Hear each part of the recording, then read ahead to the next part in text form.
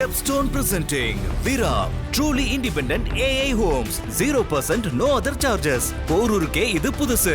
at Kattupakkam Porur. சமூக வலைதளம் மூலமாக ஏற்பட்ட காதல் கிட்டத்தட்ட 2 மாதமாகவே அவங்க அந்த வீட்டிலேருந்து வெளியேறிட்டாங்க. 1 மாதம் முன்னாடியே அவங்க எஸ்பி ஆஃபீஸில் போய் சரண்டர் ஆகி இந்த மாதிரி நாங்கள் பதிவு திருமணம் பண்ணிக்கிட்டோம் அப்படின்லாம் சொல்லியாச்சு. அவங்க சொல்கிறது என்னென்னா, இதில் ஆரம்ப கட்டத்துலேருந்து இப்போ வரைக்கும் ஒரு முறை கூட இப்போ புரட்சி பாரதம் கட்சி ஆட்களோ பூவை ஜெகன்மூர்த்தி அவர்களோ அந்த குடும்பத்தை அணுகலை. அவர் ஒரு எம்எல்ஏவாக இருப்பதனாலேயே அவரை சந்திக்க வரவங்கள சந்திக்க வாங்கன்னு தான் சொல்லுவார். சந்திச்சதுனாலே ஒரு கிரைம் நடந்துச்சுன்னு இல்லை. கைது செய்ய முற்பட்டான்னு நேற்று போலீஸ் கூட சொல்லலை. ஆனால் அங்கே நடந்த சீன் எப்படி இருந்தது? நேற்று ஜட்ஜு என்ன நினச்சிட்டாரு, சம்மன் கொடுக்க விடலை போல இவங்க அப்படின்னு நினச்சிட்டாரு.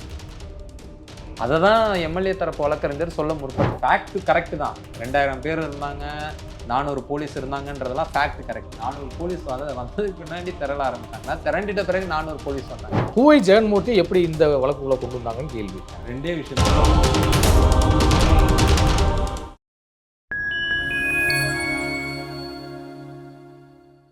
நான் உங்கள் சங்கீதன். நம்ம சிறப்பு நிகழ்ச்சியில் நம்மோடு இணைந்திருக்கிறார் மதிப்பிற்குரிய சமூக செயற்பாட்டாளர் திரு புளியந்தோப்பு மோகன் அவர்கள். வணக்கம். வணக்கம். எப்படி இருக்கீங்க?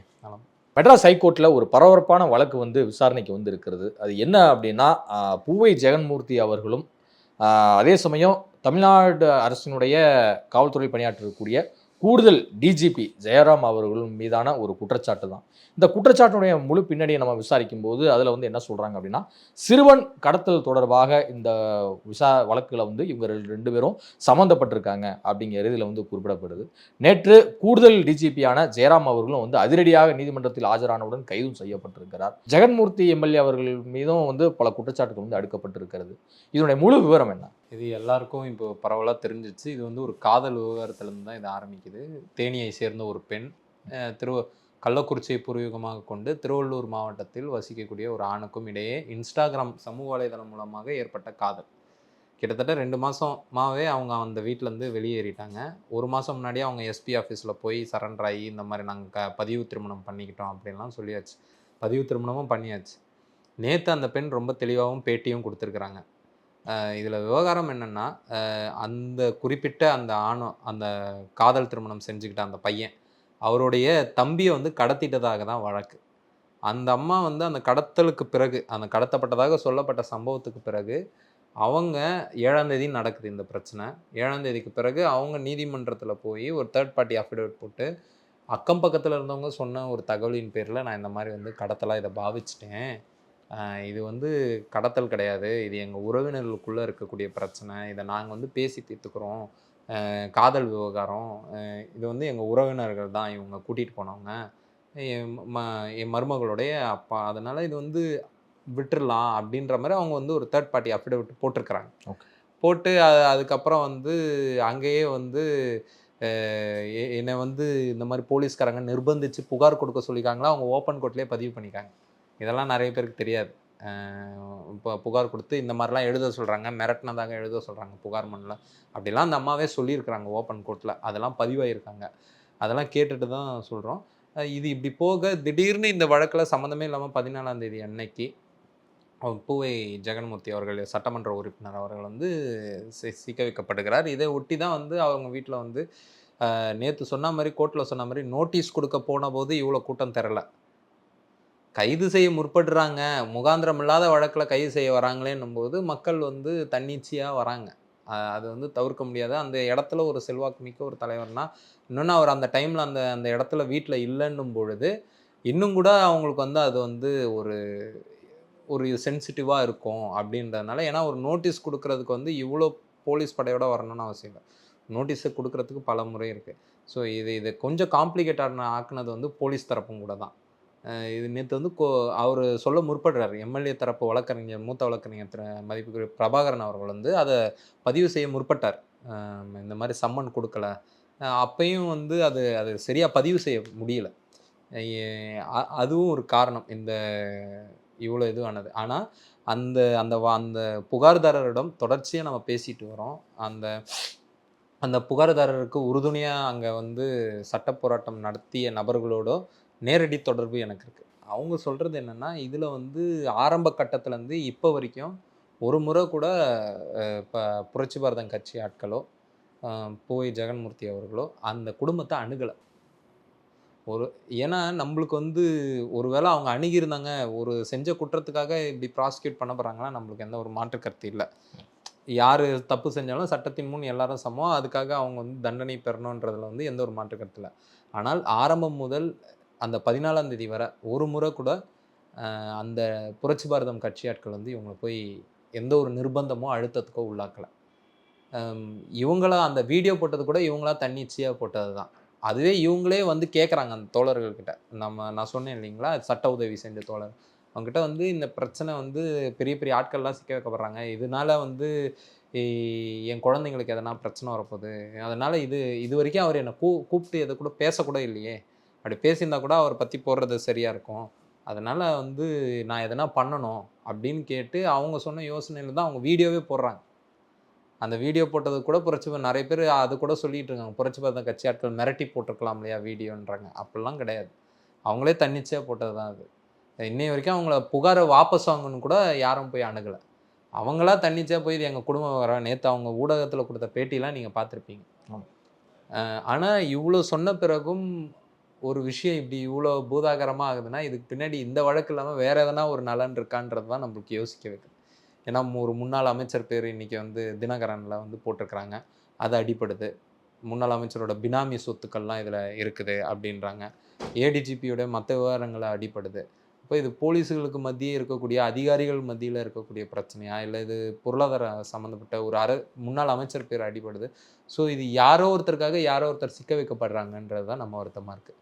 தெரிஞ்சு ஏன்னா நீங்கள் நேற்று கூட நீதிமன்றத்தில் பேசப்பட்ட விஷயம் வந்து ஒரு சம்மந்தமில்லாத, ஏன்னா யார் பேரை யார் வேணாலும் பயன்படுத்தலாம். இப்போ நீதிபதி கூட என்ன சொல்கிறாருன்னா, உங்கள் பேரை பயன்படுத்தினா நீங்கள் தான் பொறுப்புன்றாரு. அது எந்த அளவுக்கு எல்லாரும் பொறுப்பெடுத்துக்க முடியும்னு தெரியல, அது நடைமுறை சாத்தியம் எந்த அளவுக்கு இருக்குன்னு தெரியல. இப்போ ஒரு ஒரு ஒரு 2-3 வருஷம் முன்னாடி ஒரு கேஸ் கூட பார்த்துருப்போம். ஜனாதிபதி உதவியாளர்னு சொல்லிட்டு போலி மோசடி பண்ணாங்க, பிரதமர் அலுவலக ஊழியர்னு சொல்லிட்டு பண்ணாங்க. இப்படி பலர் வந்து துஷ்பிரயோகம் செய்கிறதுன்றது வந்து தொடர்ச்சியாக நடந்துட்டுருக்கு. திடீர்னு ஒரு இடத்துல போய்ட்டு ஒரு நிலத்தை ஆக்கிரமிக்கணும்னா கூட அந்த இடத்துல இருக்கிற அமைச்சர் பேர் வரைக்கும் சொல்லுவாங்க. ஆனால் உண்மையிலேயே அங்கே அமைச்சருக்கு அதில் தொடர்பு இருக்கான்னு கேட்டால் இருக்காது. இப்போ ரொம்ப சமீபத்தில் கூட திமுக கொடி பறந்துட்டு ஒரு கார் டோலில் பெண்களை வந்து OMR சாலை வீதியில் இது பண்ணாங்க. அதில் திமுக கட்சியை தொடர்புபடுத்தினாங்க. ஆனால் அந்த நபர்களுக்கும் திமுக கட்சிக்கும் தொடர்பே இல்லைன்னாங்க. ஸோ இது வந்து எப்படி வந்து ஒரு பெயர் பயன்படுத்தப்பட்டதா முதல்ல அதுவே இல்லை. இது வரைக்கும் இப்போ பேசினவங்க அந்த பெற்றோர் தரப்பு பேசிகிட்டு இருந்தாங்களே, அவங்க கூட பூவை ஜெகன்மூர்த்தி அவர் பேரை வந்து அந்த மணமக்கள்கிட்டேயோ மணமக்களின் பையனுடைய பெற்றோர்கிட்டயோ பேசலை. அப்படி இல்லாத போது எங்கேருந்து இவர் பேர் வந்ததுன்னு இப்போ வரைக்கும் அது ஒரு கிரே ஏரியாவாகவே இருக்குது. இல்லை, முன்னாள் காவல்துறை அதிகாரியான மகேஸ்வரி அவர்கள் வந்து ஏடிஜிபியாக இருக்கக்கூடிய ஜெயராம் அவர்களையும் எம்எல்ஏவாக இருக்கக்கூடிய பூவை ஜெகன்மூர்த்தி அவர்களையும் காண்டாக்ட் பண்ணுறதுக்கு இவங்க தான் வந்து நேற்று பிரச்சனை அப்படிங்கிற விஷயத்த வந்து நிறைய செய்தி ஊடகங்கள் பிரச்சனையை நேற்று எம்எல்ஏ தரப்பின் வழக்கறிஞர் திரு பிரபாகரன் அவர்கள் தெளிவாகவே சொல்லிட்டாரு, இஸ் பீயிங் அன் எம்எல்ஏ. அவர் ஒரு எம்எல்ஏவாக இருப்பதனாலேயே அவரை வந்து சந்திக்க வரவங்கள சந்திக்க வாங்கன்னு தான் சொல்லுவார். அது சந்திச்சிட்டதுனாலே ஒரு கிரைம் நடந்துடுச்சுன்னு இல்லை, அதுதானே நேற்று அவங்க சொன்னாங்க. மீண்டும் நான் சொல்கிறேன், இந்த பிரச்சனையில் நான் யாருக்கும் வக்காலத்து வாங்கல. அது எம்எல்ஏவாக இருக்கட்டும், ஏடிஜிபியில் இந்த பிரச்சனையில் அவர் கார் பயன்படுத்தப்பட்டது உண்மைதான். அந்த கார் நம்பரை நம்ம தான் எழுதியே கொடுத்தோம். கார் நம்பரை அந்த பெற்றோர் தான் எழுதி கொடுத்தாங்க. அந்த கார் பயன்படுத்தப்பட்டிருக்கு, அதுக்கு அவர் பதில் சொல்லி தான் ஆகணும். அவருக்கு எதிரான நடவடிக்கையில் நான் எந்த குறையும் சொல்ல. ஆனால் ஒருத்தர் வந்து சந்திச்சிட்டதுனாலேயே இப்போ அண்ணா யூனிவர்சிட்டி வழக்கில் என்னாச்சு, சந்திச்சாங்க, சாப்பிட்டாங்க, சந்தித்த ஃபோட்டோலாம் பார்த்துருக்குறோம், சாப்பிட்டாங்க, ஃபோன் பேசின கால் டயல் ரெக்கார்ட்லாம் அண்ணாமலை வெளியிட்டார். அப்போ என்ன சொன்னார் அமைச்சர், ஒரு நாளைக்கு எனக்கு 500 கால் வரணுன்னார்ல. ஒரு அமைச்சருக்கு 500 கால் வரேன்னா ஒரு எம்எல்ஏக்கு ஒரு 50-100 கால்னா வரலாம்ல. இப்போ பேசிட்டதுனாலே பண்ணிட்டதுனாலே இவர் தான் ஈடுபட்டார்னு சொல்ல முடியாதுல்ல. அதனால தான் நேற்று நீதியரசரே வந்து என்ன சொல்கிறாருன்னா, I don't want to get into the case, நான் கேஸ்குள்ளே போக விரும்பலைன்றாரு. கேஸ்குள்ளே போக விரும்பலை, ஏன்னா உச்சநீதிமன்ற வழிகாட்டுதல் அப்படி தான் இருக்குது. நீங்கள் வந்து ஒரு என்ன பிரச்சனைக்காக வழக்கு நம்மக்கிட்ட வருதோ அந்த பிரச்சனையை மட்டும் தான் டிஸ்கஸ் பண்ணணும். நீங்கள் இப்போ கள்ளக்குறிச்சி மாணவி வழக்கில் பிணை வழக்கு போனும்போது அவர் இந்த குற்றமே நடக்கலைன்னு இந்த உயர்நீதிமன்ற நீதியர் வந்து அது தீர்ப்புலலாம் வந்துட்ட பிறகு அதை உச்சநீதிமன்றம் வரைக்கும் போய் நீக்கிட்டு வந்தோம். கிட்டத்தட்ட அந்த கரஸ்பாண்டன்ட்க்கு வந்து அவர் வந்து ஒரு நற்சான்றிதழ் கொடுத்துட்டார் அந்த தீர்ப்பில். அப்போ நம்ம வந்து அதை போயிட்டு உச்சநீதிமன்றம் வரைக்கும் நீக்கும் போது உச்சநீதிமன்றம் சொன்ன வார்த்தைகள் இவை. உங்ககிட்ட என்ன வழக்கு வருதோ அந்த வழக்கை மட்டும்தான் அணுகணும். பிணைனா பிணையை மட்டும் பற்றி பேசணும். அதுக்குள்ளே போயிட்டு மற்ற விவகாரங்களை பேசக்கூடாதுன்னு இருக்காங்க. 2024 சுயோமோட்டோவாக வந்த கேஸில் சுயோமோட்டோவாக உச்சநீதிமன்றம் எடுத்தது. அபய் எஸ் ஓகா அப்புறம் இன்னொரு ஜட்ஜு, இவங்க 2 பேர் எடுத்த வழக்கில் வந்து அவங்க இன்னொரு விஷயமும் சொன்னாங்க. நீங்கள் காண்டாக்டை பற்றி பேசுகிறதுக்கு ஒரு ஒரு ஒரு குற்றம் சாட்டப்பட்டவரோ குற்றவாளி தான், குற்றவாளியின் காண்டாக்டை பற்றி கமெண்ட் பண்ணுவதற்கு கோர்ட்டுக்கு உரிமை உண்டு. ஆனால் அந்த காண்டாக்டை பற்றி கமெண்ட் பண்ணும்போது கூட, அதாவது நடத்தையை பற்றி பேசும்போது கூட அந்த நடத்தை அந்த குற்றத்துக்கு சம்மந்தப்பட்டதாக இருக்கணும். நீதிபதியானப்பட்டவர் நீதி தான் சொல்லணுமே தவிர அட்வைஸ் பண்ணக்கூடாது பார்ட்டிஸ்க்கு அப்படின்னு அந்த தீர்ப்பில் தான் சொல்லப்பட்டிருக்கு. இவ்வளோ விஷயங்கள் உச்சநீதிமன்ற வழிகாட்டுதல் இருக்குது. அதன்படி தான் நேற்று கொஞ்சம் அது வந்து துரதிருஷ்டவசமானது தான். நேற்று அவ்வளோ பேசியிருக்க கூடாதுன்னு தான் நான் நினைக்கிறேன். ஏன்னா நேற்று வழக்கு வந்து எந்த இடத்துலையோ புகார்தாரர் கூட கட்ட பஞ்சாயத்து பண்ணாங்க. புகாரில் எந்த கடத்தல் தானே நேற்று வழக்கு. அப்படியே பார்த்தா கூட கடத்தலை பற்றி பேசியிருக்கலாம். நான் நீதிபதிக்கு உள்நோக்கம் கற்பிக்க முடியாது, கூடாது, சட்டப்படி நான் கற்பிக்கலை. ஆனால் அவர் பேசின வார்த்தைகளுக்கு நம்ம கருத்து சொல்கிறதுக்கு உரிமை உண்டு. இது ஏன் மற்றவங்களுக்கு நடக்கலைன்றது தான் நம்ம கேள்வியாக இருக்குது. மற்ற அரசியல் கட்சி ஆட்களுக்கும் 100 பேர் பந்தா காட்டுறீங்களான்னு கேட்குறாங்க. 100 பேர் ஏன் வர வேண்டிய தேவை ஏன் எழுது, அதையும் நம்ம சேர்த்து பார்க்கணுன்ற. எல்லாருக்கும் அது நடக்கலைன்னும் போது நீங்கள் ஒரு கிட்டத்தட்ட அதை வச்சுட்டு நேற்று நீதிபதி தீர்ப்பில் இருக்கிற விஷயங்கள் விவாத பொருளாக ஆகலை. வலைதளங்களில் ஊடகங்களில் மாறா எது விவாத பொருளாக இருக்குன்னா, அவர் ஓப்பன் கோர்ட்டில் ஒரு கருத்தாக சொல்லிட்டு போனது. அது ஒரு கருத்து தான், ஒப்பீனியன் தான். ஏன் செந்தில் பாலாஜி பற்றி சுப்ரீம் கோர்ட்டில் சொன்ன ஒப்பீனியன் பெரிய விவாத பொருளாகல, தீர்ப்பில் வரல. ஆனால் ஒப்பீனியனாக எவ்வளோ பேசுனாங்க செந்தில் பாலாஜியை பற்றி, அது ஏன் பெரிய விவாத பொருளாகல? ஆனால் பூவை ஜெகன்மூர்த்தி அவர்களை பற்றி பேசின ஒப்பீனியனை வச்சு இவ்வளோ நேரம் பேசுகிறாங்க, எழுதுகிறாங்க, செய்திகள் வெளியிடுறாங்கன்னா அது எந்த வகையில்? அது நீதிமன்ற அறைக்குள்ளே நடந்ததுல, அதை ஏன் விவாத பொருளாக்குறீங்க? நீதிபதி வேல்முருகன் ஒரு கேள்வி எழுப்பியிருக்கிறாரு. 84,000 மக்கள் வந்து கட்ட பஞ்சாயத்து செய்யவா உங்களை ஓட்டு போட்டு கட்ட பஞ்சாயத்து செஞ்சாரா? வழக்கே அது இல்லையே. வழக்கு என்ன? கடத்தல். கடத்தி என்ன கடத்தினாரா? முதல்ல அதுவே சந்தேகத்துக்குரியதாக இருக்குது. அவர் டைரெக்டாக அவர் கட்சி கொடி போட்ட கார் கூட பயன்படுத்தியிருந்தா கூட இதில் இவ்வளோ மெனக்கெடலாம். ஆனால் அதே நீதிபதி சொல்லிட்டார், நான் வழக்குக்குள்ளே போக விரும்பலன்ட்டார். I don't want to cause any prejudice to any பார்ட்டிஸ்ன்ட்டார். அவரே தானே சொன்னார். ஆனால் இங்கே வந்து தெரியாமலோ நேற்று நடந்தது ஒரு துரதிருஷ்டன்றேன். அது அப்படி நடந்துருக்கக்கூடாது. அப்போ அவர் கடத்தினாரா? முதல்ல போலீசார் விசாரணைக்கு வந்து ஒத்துழைப்பு நீங்க கொடுத்துருக்கணும், எம்எல்ஏவா இருந்தாலும். மிக நிச்சயம் வந்து சொல்றாரு நீதிபதி வேல்முருகன். அதே சமயம் 2 நாட்களுக்கு முன்பு ஏன் வந்து புரட்சி பாரதம் கட்சியினர் வந்து அவருடைய வீட்டு வாசல்ல போலீசாரை வந்து விசாரணைக்கு அனுமதிக்காம விட்டாங்க? அதற்கு என்ன காரணம்? அவங்க நேற்று விசாரணைக்கு போன மாதிரியா போலீஸ் போனாங்க? சார், ஒரு சம்மனை போலீஸ் எப்படி கொடுப்பாங்கன்னு உங்களுக்கும் தெரியும், எனக்கும் தெரியும். ஒரு சம்மன் கொடுக்கணும்னா சம்மந்தப்பட்ட நபர்கிட்ட கொண்டு கொடுக்கலாம். அதுக்கு வந்து ஒரு ஜீப்பில் ஒரு 4 போலீஸ்காரங்க போகலாம். இப்போ சீமான் வீட்டில் போனாங்களா, அந்த மாதிரி போயிட்டு கொடுக்கலாம். ஆள் இல்லைன்னா ஒட்டிட்டு வரலாமா? வரக்கூடாதுன்னு ஒன்று இல்லை. ஆள் இல்லை, ரொம்ப நாள் வெயிட் பண்ணுறோம், காணோம் அப்படின்னா ஓட்டிட்டு வந்துடுவாங்க. டோரில் விட்டுவாங்க, இல்லை வெளியே ஒட்டிட்டு வரலாம். நீங்கள் அந்த மாதிரிலாம் பண்ணியிருக்கலாமே. நேற்று கைது செய்ய முற்பட்டன்னு நேற்று போலீஸ் கூட சொல்லலை. ஆனால் அங்கே நடந்த சீன் எப்படி இருந்தது? கைது செய்ய வந்தது போல தானே இருந்தது. நேற்று ஜட்ஜு என்ன நினச்சிட்டாரு, சம்மன் கொடுக்க விடலை போல இவங்க அப்படின்னு நினச்சிக்கிட்டாரு. அதை தான் எம்எல்ஏ தரப்பு வழக்கறிஞர் சொல்ல முற்பட்டார். சம்மன் கொடுக்கலாம் தடுக்கலை யாருமே. சம்மன் கொடுக்கறத எப்படி தடுக்க முடியும்? சரி, இங்கே கொடுக்கலன்னா மெயிலில் அனுப்புங்க, வாட்ஸ்அப்பில் அனுப்பிச்சாலும் சம்மன் சர்வ் பண்ண கணக்கு தானே. அதானே சட்டமும் சொல்லுது. எம்எல்ஏ ஒரு பப்ளிக் சர்வெண்ட் தானே. அவர் அலுவலகம் இருக்குது, அவர் வீடு இருக்குது, அவர் அணுக முடியாத நபரும் கிடையாது. இது கொஞ்சம் காம்ப்ளிகேட் ஆனது. இவர் அதாவது மீண்டும் தலித் தலைவர்கள் வந்து இந்த மாதிரி வந்து ரவுடியாகவும் கட்ட பஞ்சாயத்துக்காரர்களாகவும் சித்தரிக்கப்படுறாங்கன்றாங்க. இதை வந்து நீங்கள் உங்கள் தன்னிலையிலேருந்து பார்க்கக்கூடாது, கொஞ்சம் உங்கள் நிலையிலேருந்து வெளியில் வந்து இந்த பிரச்சனையை ஓவராலாக பார்த்தா தான் உங்களுக்கு புரியும். அதனால தான் நம்ம சொல்கிறோம், ப்ரீ கன்சீவ்ட் நோஷன் இருக்கக்கூடாதுன்றாங்களா. இவர் இந்த வழக்கில் ஈடுபட்டாரா இல்லையான்னு புகார்தாரர் மீண்டும் மீண்டும் சொல்கிறாங்களே, புகார்தாரர் சொல்கிறாங்க, பையன் சொல்கிறான், பொண்ணும் சொல்லுது, கடத்தப்பட்ட பையன் மீண்டும் மீண்டும் அந்த பையனை சிறுவன் சிறுவன் சொல்கிறாங்க. 18 வயசு 2 நாள், அந்த 18 வயசு நிரம்பின ஒரு பையன், 18 வயசு நிரம்பின பையனை மீண்டும் மீண்டும் மீண்டும் மீண்டும் சிறுவன் சிறுவன் சிறுவன் சிறுவன்னு போடுறாங்க. சொல்கிறேன், இதெல்லாம் இது நான் ஒரு பிரச்சனை. ஏன் சிறுவன்னு போடுறாங்கன்னா, அப்போ தான் வந்து அது சிறுவன்னு போட போட அது வந்து கொஞ்சம் சென்சிட்டைஸ் ஆகும்னு நினைக்கிறாங்க ஊடகங்கள் கூட. அப்போ ஊடகங்களோட நோக்கம் என்ன? ஆழ்கடத்தல், தலைமறைவு, பர்தா போட்டு தலைமறைவானாரா? 300 நாள் சார், 320 நாள் இன்னையோட செந்தில் பாலாஜி தம்பி தலைமறைவாகி. இடையில கோர்ட்ல எல்லாம் வந்து ஆஜராகிட்டு போனாரு. இல்லை சொல்கிறேன், ஓகே, இப்போ வரைக்கும் அவர் தலைமறைவு மாதிரி தானே இருக்கு. இல்லை இடையில கோர்ட்டுக்கு வந்தாரு பொதுவெளிக்கு கிட்டத்தட்ட தலைமறைவாக இருந்தாரா இல்லையா? செந்தில் பாலாஜி தம்பி 300 நாள் பக்கம் தலைமறைவாக இருந்தாரா இல்லையா?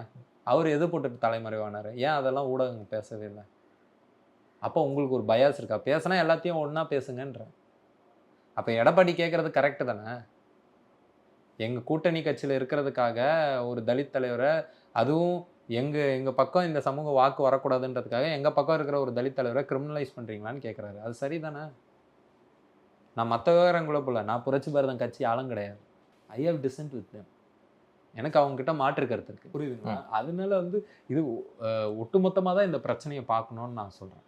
நீங்கள் ஒரு ஒரு வெளியிலேருந்து பார்க்குறீங்க இந்த பிரச்சனையை, இல்லை உங்களோட நீங்கள் ஒரு பயாஸ். இல்லை, போலீஸார் வந்து 5 பிரிவுகளில் வழக்கு பதிவு செஞ்சுருக்காங்க அப்படின்னா அப்போ ஜெகன்மூர்த்தி தரப்பு வந்து அந்த விஷயத்தில் வந்து ஈடுபடாமல் இருப்பாங்களா? வி.ஆர். கிருஷ்ணய்யர் சொன்ன ஒரு வார்த்தையிலேருந்து சொன்னாங்க.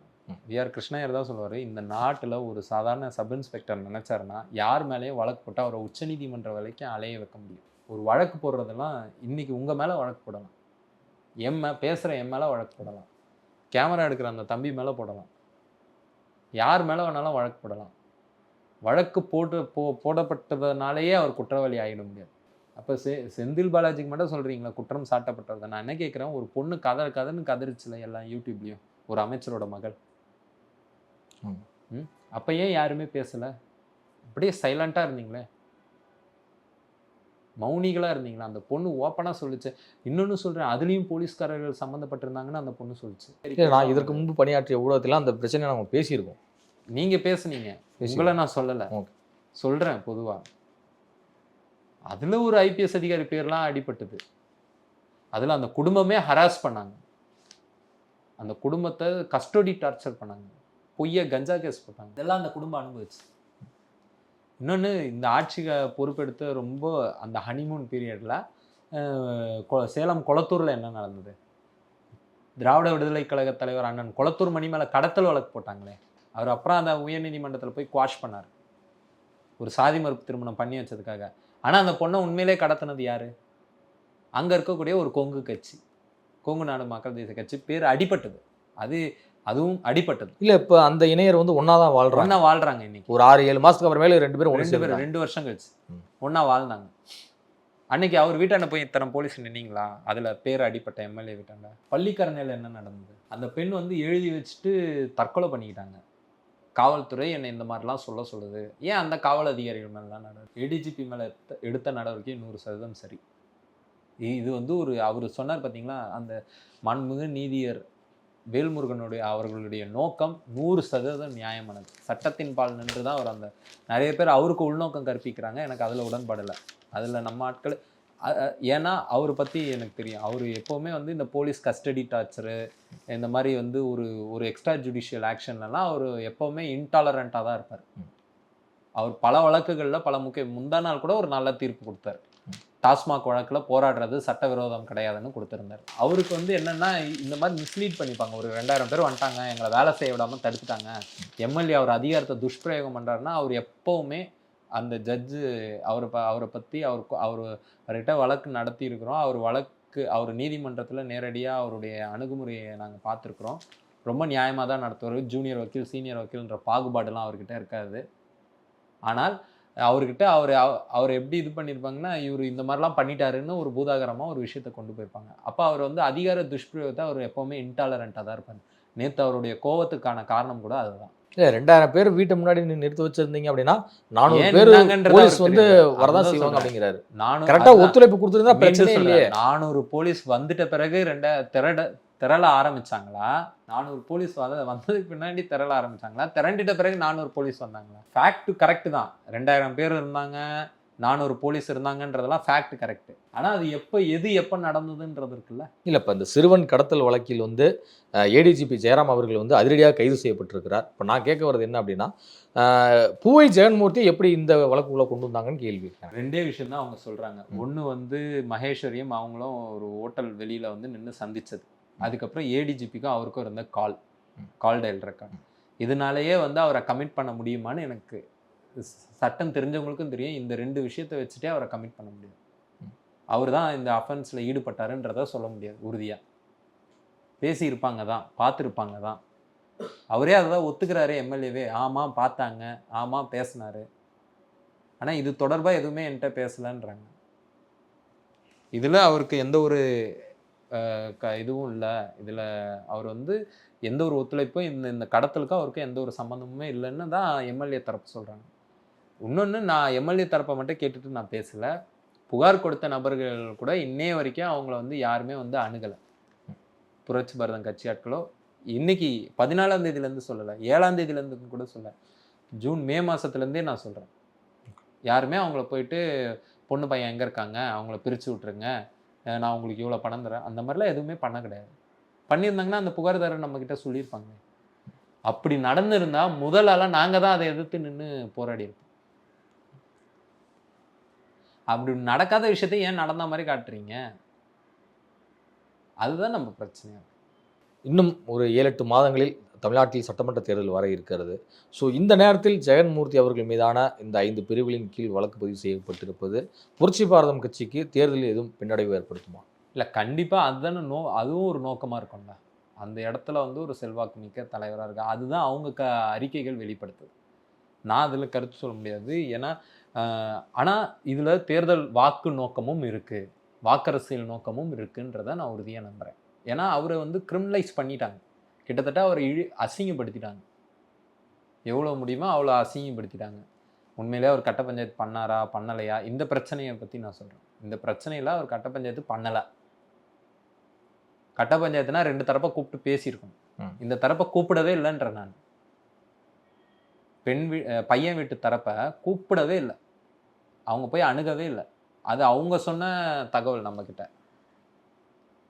ஊடகங்களில் கூட நிர்பந்தத்தின் பேரில் பேட்டி தரலாம், எங்ககிட்ட போய் சொல்ல மாட்டாங்களே, அவங்க சொல்லவே இல்லை. அதுக்குள்ளேயே மீடியா ஏன் இப்படி ஒரு பேரலல் ட்ரையல் நடத்துதுன்றது தான். நடத்துறதன் நோக்கம் வந்து மீண்டும் மீண்டும் ஒரு கட்சி தலைவரை அந்த கட்ட பஞ்சாயத்து கருத்தாக சொன்ன விஷயத்தை இப்படி பரப்புறதுன்றது வந்து ஒரு வாக்கரசியல் நோக்கத்துக்காகவும் பண்ணுறாங்க. இப்போ ஏடிஜிபி ஜெயராம் அவர்கள் கைது செய்யப்பட்டிருப்பது ஆளும் தரப்புக்கு ஒரு நெருக்கடியை ஏற்படுத்தி இருக்கிறதா? ஏன்னா முதல்வர் அவருடைய கட்டுப்பாட்டில் கூடிய காவல்துறையில் இருக்கக்கூடிய ஒரு உயர் அதிகாரி இது மாதிரி வழக்கில் வந்து சம்பந்தப்பட்டு இது மாதிரி இன்வால்வ் ஆகிறாரு அப்படின்னா அப்போ 2 தரப்பு நியாயத்தையும் கேட்க மறந்தாரு அப்படிங்கிற பார்வையில் தானே வந்து பொருள் கொள்ளப்படுது. இல்லை, ஆக்சுவலாக ஏடிஜிபி வந்து அவர் காரை கொடுத்தது வந்து ரொம்ப தப்பு. அதுதான் வந்து ஜட்ஜையும் வந்து ரொம்ப அவர் அதில் அன்காம்ப்ரமைஸ்டாக ஆனதுக்கு காரணம் வந்து உங்கள் காரை நீங்கள் கொடுத்துருக்குறீங்க, யூ ஹேவ் அ பிரமா ஃபர்ஸ்ட், உங்களுக்கு ஒரு அடிப்படை முகாந்திரம் இருக்குது இந்த வழக்கில், அதனால தான் அவரை கைது செய்ய சொல்லியிருக்கிறாங்க. இன்னொன்று, இது வந்து ஸ்டாலின் அரசுக்கு ஒரு அவப்பெயரை உண்டாக்குமானா அதுதான் பூவை ஜெகன்மூர்த்தியை போட்டு துவத்தோன்னு துவச்சிட்டாங்களா. வேற ஒரு தரப்பு அப்போ நாங்கள் தான் அவரை வந்து கைது பண்ணிட்டோமேன்னும் போது அது வந்து ஆட்சிக்கு எந்த வகையிலையும் வந்து ஒரு கெட்ட பேராக ஏற்படாது. அது அந்த மாதிரி ஏற்பட்ட மாதிரியே தெரியல வெளியில். ஆட்சிக்கோ கட்சிக்கோ எந்த ஒரு பாதிப்பை ஏற்படுத்தின மாதிரி தெரியல. ஆனால் அது எதிர்த்தரப்பை தான் சேதாரத்துக்கு உள்ளாக்கியிருக்கு. இதுவரை உங்கள் பல்வேறு கருத்துக்கள் நன்றி சார். நன்றி.